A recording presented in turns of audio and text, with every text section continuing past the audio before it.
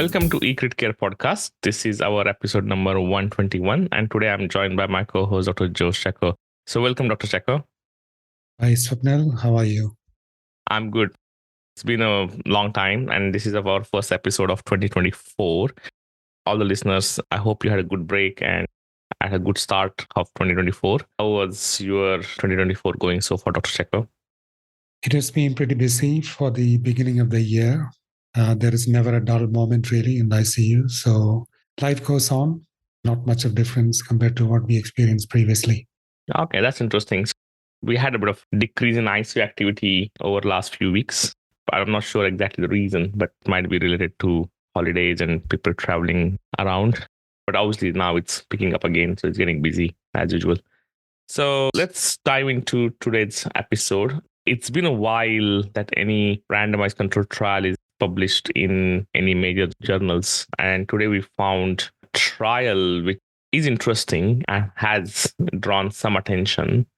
It's really questionable whether this trial will change any practice at all, but it's worth discussing the trial as it's published in New England Journal of Medicine. It has addressed a question which is relevant to all intensive care physicians, and the trial called as AMIKINHAL Trial, which tried to test whether the preventative inhaled antibiotics such as amikacin will reduce the incidence of ventilator-associated pneumonia in patients admitted to intensive care unit.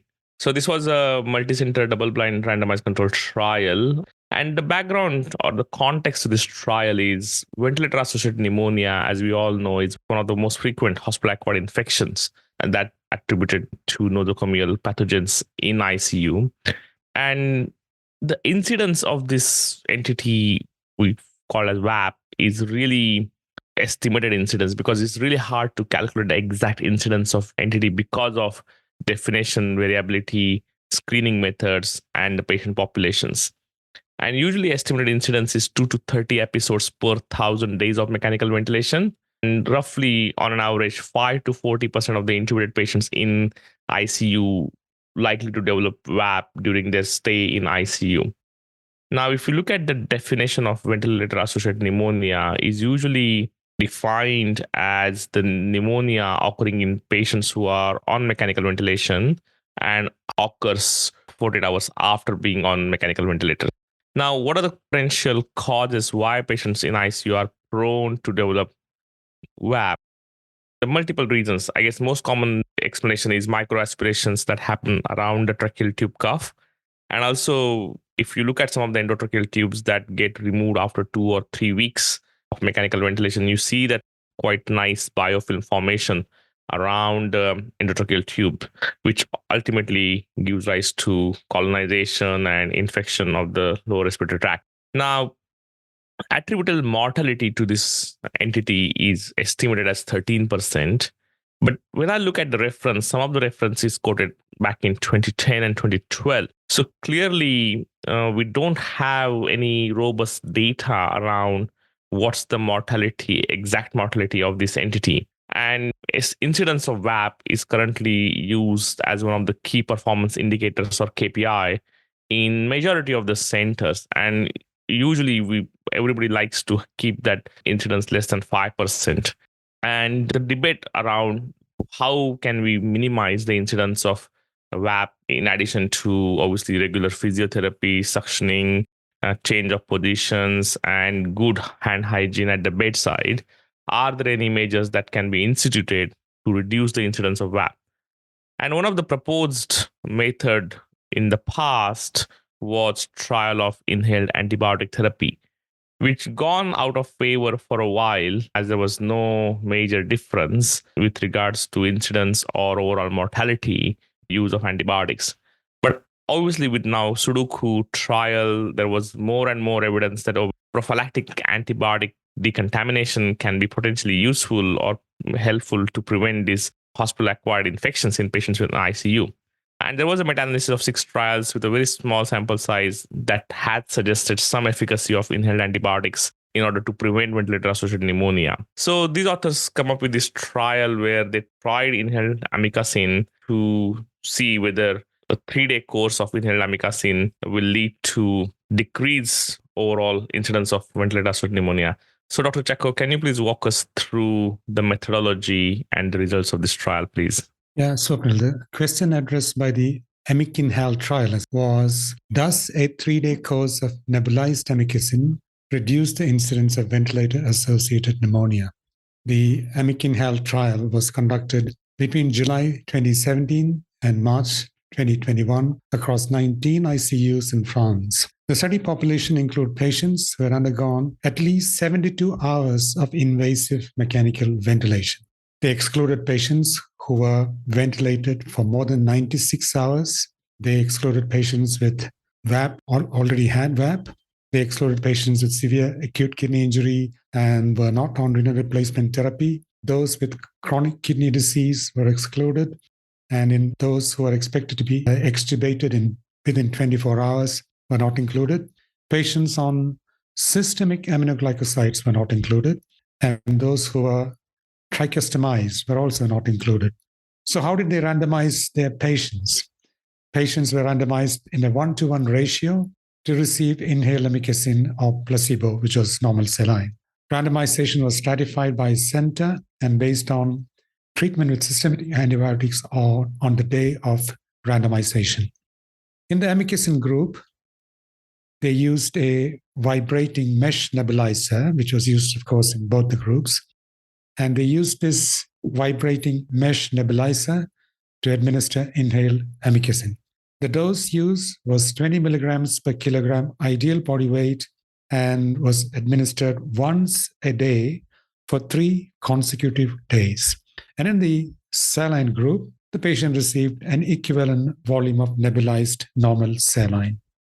The second and third dose of nebulization were not administered if the patient was extubated after the first dose, or if they developed acute kidney injury, or there was an indication to use systemic aminoglycoside as judged by the clinician.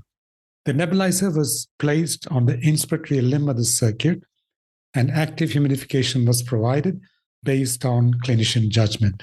Ventilator settings, sedative medication, muscle laxation administration, they were all based on clinician judgment. And international guidelines were followed towards the prevention of VAP. Blinding was ensured throughout the trial. How did they diagnose VAP?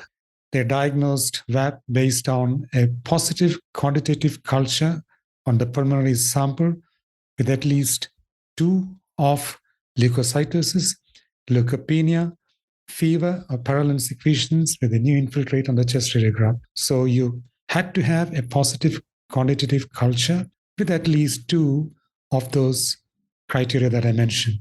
And the final adjudicators of VAP were a centralized committee who were blinded to the study arm. How did they calculate the sample size? The authors assumed a 6% incidence of VAP in the amikacin group versus 12 in the placebo group. So an absolute reduction of 6% was what they assumed. And they calculated a sample size of 850 patients that provided the study with 80% power at a 2-sided alpha level of 0.05. What were their findings? They screened 6,419 patients, out of whom 850 were randomized. And in the final analysis, there were 417 patients in the amikacin group. 3 had withdrawn consent, and there were 430 in the placebo group. Baseline characteristics were well matched. Most patients were medical, roughly 87%. The SOFA score was 8 plus minus 4 at baseline in both the groups. The mean duration of invasive mechanical ventilation before randomization was 3.5 plus minus 0.3 days in both groups. And 78% of patients were already on systemic antibiotic therapy at the time of randomization. Most of the patients received all 3 nebulizations. As I mentioned, if the patient got extubated after the first dose, they would skip the next 2. But in their study, 81% of patients in the amikacin group and 83% in the placebo group received all 3 scheduled nebulizations. The primary outcome was the first episode of VAP at 28 days. And they found that significantly fewer patients developed VAP in the amikacin group compared to the placebo group at 28 days of follow-up. By day 28, 62 patients in the amikacin group had developed VAP compared to 95 patients in the placebo group. So that difference was 15% versus 22% in favor of inhaled amikacin. So this difference was statistically significant. The first episode of VAP occurred at a median of 10 days in the amikacin group and 9 days in the placebo group. The incidence of the first episode of VAP was 16 per 1,000 ventilation days in the amikacin group and 23 per 1,000 ventilation days in the placebo group. So obviously higher, significantly higher in the placebo group. The first episode of VAP due to a gram-negative organism was less common, as you would expect in the amikacin group. It was 7 versus 14%. They looked at several secondary outcomes, which were patient-centered outcomes. They looked at ventilator-associated events, which included ventilator-associated conditions, infection-related ventilator-associated complications, and possible VAP, all having standard definitions.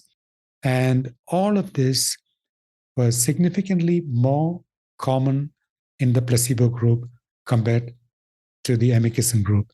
So ventilator-associated events were significantly higher with the placebo compared to amikacin inhalation. Systemic antibiotic use was similar in both the groups. So that's interesting, in spite of the fact that they were using inhaled amikacin and in spite of the fact that you would expect a lower use of antibiotic, the use of systemic antibiotics was not different between the two groups. And there was no significant difference between groups in the duration before the first successful spontaneous breathing trial. The duration of mechanical ventilation, no difference between the two groups.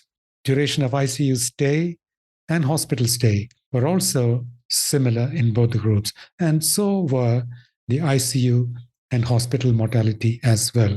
So in these patient-centered outcomes, there was no significant difference between amikacin and saline inhalation. They also looked at safety outcomes. A serious adverse event occurred in 11 patients overall, which is pretty low, 7 in the amikacin group versus 4 in the placebo group.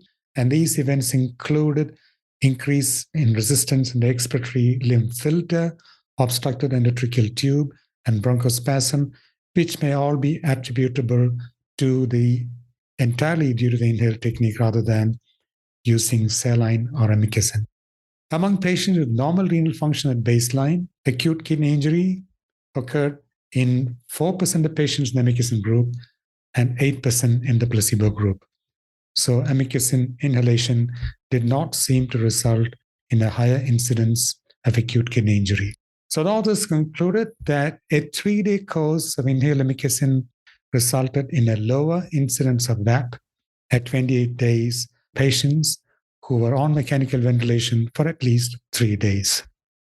Thanks, Dr. Jaco. So I guess this trial is interesting. Clearly, this is not a routine practice at the moment, at least across Australia and New Zealand. And I'm pretty sure a lot of the ICUs around the world don't use inhaled amikacin routinely as a preventative approach to ventilator-associated pneumonia. So this trial has clearly tried to address the important issue that we all kind of struggle in our ICUs.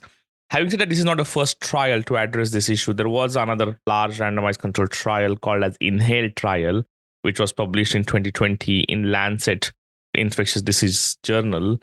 In that trial, use inhaled amikacin for 10 days in treating patients with established ventilator-associated pneumonia. So obviously slightly different design with a different strategy. And that trial also did not show the improvement in survival. So clearly that approach was more of a therapeutic approach versus this trial has tested the preventative approach. Now, authors clearly demonstrated that there is a reduction in ventilator-associated pneumonia incidence.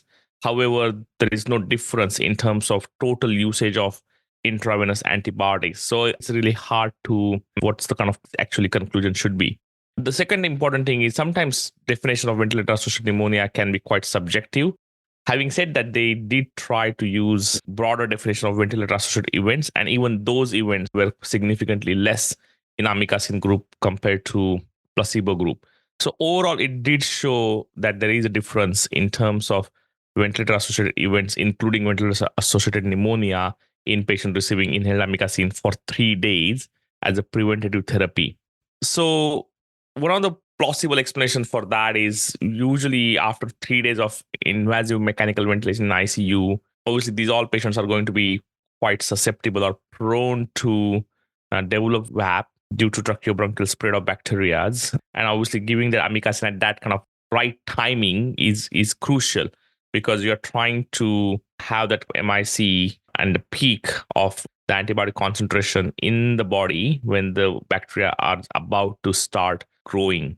And also giving only for 3 days is quite useful, because by the time they reach to day 6 in ICU, most of the patients should get extubated by that timeline. And that obviously eliminates the risk of developing ventilator-associated pneumonia. So overall, whether the intervention worked because it was given at the right time, and also overall, most of the patients got extubated by the day 7. And that's why the efficacy of this intervention was maximum. That's one kind of plausible explanation of these results of this trial. The incidence of VAP was clearly higher than the estimated incidence of 12%, especially in the control group, which was used to calculate the sample size. And I guess intervening earlier than third day would have changed the results. Not sure, but that would have obviously increased the exposure to inhaled antibiotics and potentially would have led to increase in antibiotic resistance. Now, there was an increase in VRE incidence in amikacin group. That was only one patient versus 0 patient in the control arm. So again, it's hard to make up anything from there. But obviously, if you use amikacin routinely in all ICU patients who are mechanically ventilated for more than 72 hours, whether the overall VRE incidence will go up, not sure. And I think that's something need to be monitored over the period of time, because obviously that sometimes doing this trial for a short period of time will not show those effects, but for prolonged period of time, if you use that antibiotic consistently, then that obviously the flora of ICU will definitely change, and that will change your resistance pattern. So definitely this is one of the large randomized controlled trial which tested this innovative approach to tackle this issue of VAP in ICU. But whether that will change the practices, that's really the question. Before we dive into the discussion about whether this trial should change our practices or not, important to understand some of the limitations. First of all, this trial was not powered to investigate what is more important for us are the patient-centered outcomes, like the mortality, length of ICU stay, and overall, there was no difference in those outcomes. So we are trying to use the intervention which is potentially costly and potentially can lead to increase in antibiotic resistance. And really, should we use any intervention which is not going to change the mortality, not going to change the ICU length of stay? And in fact, the intravenous use of antibiotics was not different in two groups anyways. So what's the point of using the intervention? As I said before, the antibiotic resistance and overall long-term effects are not known or not tested in this trial. So again, commenting on those things that amikacin is safe to use is probably premature conclusion and shouldn't be concluded in that fashion at all. And the length of mechanical ventilation and ICU stay and overall administration of systemic antibiotics were actually twice as high as those observed in patients in whom the ventilator-associated pneumonia did not develop. The question is, if patients who received inhaled amikacin for preventative therapy ends up in developing VAP, which organisms are going to cause that VAP? Are they going to be more resistant organisms that will lead to VAP? And obviously, that means the management of those infections will be quite tricky. And obviously, one of the other limitation is the placebo that was used in the trial was 0.9% sodium chloride. Now, it is very unlikely that sterile 0.9% saline will give rise to increased VAP in the placebo group. And we do use inhaled saline nebulizers routinely in ICU, especially from the physio point of view. So whether using some other placebo would have changed the outcome, I'm not sure. Because again, this is very pragmatic trial, and that's what most of the ICUs will use as alternative nebulizing agent. So these are the kind of key limitations for this trial. So what are your thoughts, Dr. Checo? Yeah, as you rightly pointed out, Swapnil, what really matters at the end of the day are the clinical outcomes. Of course, the study demonstrated that the incidence of VAP is lower with the use of inhaled amikacin. But the question remains as to why did it not reflect in terms of clinical outcomes? Particularly, you would look for a reduced number of ventilation days and perhaps ICU stay. But if you look at the results, you'll find that the number of ventilation days was identical in both arms, 9 days. Even the interquartile range was nearly identical, 6 to 16 days. The ICU length of stay, again, 12 days versus 13 days. That's a little bit hard to explain as to how can a particular intervention reduce the incidence of VAP and at the same time not influence the duration of ventilation and ICU stay, leave alone mortality. Of course, the authors argue that the sample size was actually calculated for the primary outcome of VAP itself and not these other clinical outcomes. But then you would still argue that they studied 850 patients overall. And if you cannot demonstrate a clinical outcome benefit after studying 850 patients, is it really worth the intervention? That's the question you would ask. And perhaps, as has been pointed out by others, it is possible that the use of an inhaled antibiotic might sterilize secretions from the upper airways, and that might lead to a reduction in the diagnosis of VAP, because one of the criteria for the diagnosis is a positive quantitative culture. So you might get a negative culture result because of the inhaled antibiotic, but at the same time, infection may happen lower down, and that wouldn't change the clinical outcome. So that's a possible mechanism as to how the incidence of VAP itself seemed to be low, but the clinical outcomes, the hardcore clinical outcomes, as in ventilation days, duration of ICU stay, and so on, didn't seem to change. So on the whole, I think even though the results appear to be quite robust, one should keep in mind these possibilities. And most importantly, especially in our scenario in India, we need to consider the possibility of the increase in the resistance burden induced by an inhaled antibiotic strategy. We already have our own worries with a high resistance load. And would we add to that burden by use of this particular technique is a question that we need to ask. And of course, the applicability would also depend on the local microbial flora and your resistant patterns as to whether amikacin is really effective against the microbial flora that you encounter in your own unit.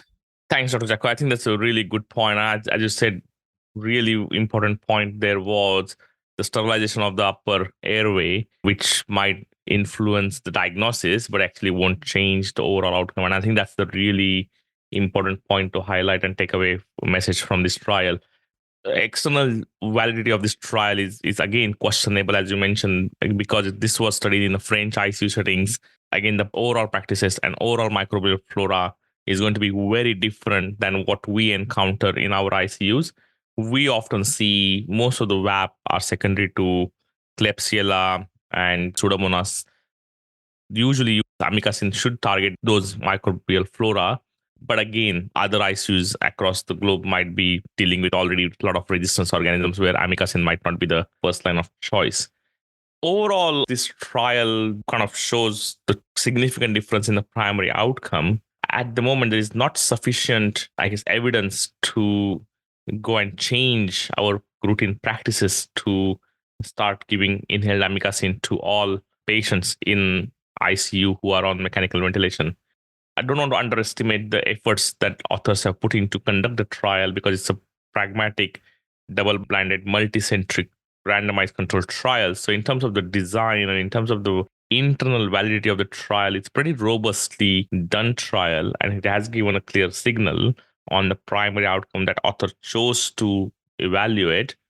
However, due to the question that they're trying to answer is not really the question that we all want to know the answer for. And I think that's probably one of the challenges in the recent critical care research area, that some of the answers that we're getting are not the questions that we wanted to get answer for. And I think that's why none of the trials are actually changing the practices across the globe. Even some of the trials are clearly showing the difference in their primary outcome. And inhaled antibiotics is not new, and you guys probably use more colistin. Some countries use inhaled ceftazidime. So there are inhaled antibiotics are in use more for the treatment point of view, but I think it's very safe to say that there is no role for preventative treatment of inhaled antibiotics, at least at this stage. Yes, I agree with you, Swapnil. We wouldn't change our policy of not using prophylactic inhaled antibiotics. Of course, we do use occasionally inhaled antibiotics for the treatment of multi-drug resistant organisms, sometimes for an extended period of time, especially in immunosuppressed patients. But otherwise, our use of inhaled antibiotics is pretty low as well. Thanks, Dr. Jaco. So that's the end of our today's podcast. We'll be back with another episode in a short period of time. Till then, goodbye and have a nice time. Thanks for listening in. Thanks, Swapnil. See you next time. Bye. Thanks for listening to eCritCare Podcast. If you like what you just heard, we hope you'll pass along our web address, www.critcareedu.com.au, to your friends and colleagues. And please leave us a positive review on iTunes. Be sure to check out our archive section on our website for previous podcasts. Check us out on Facebook at Critical Care Education. Join us next time for another edition of eCritCare Podcast.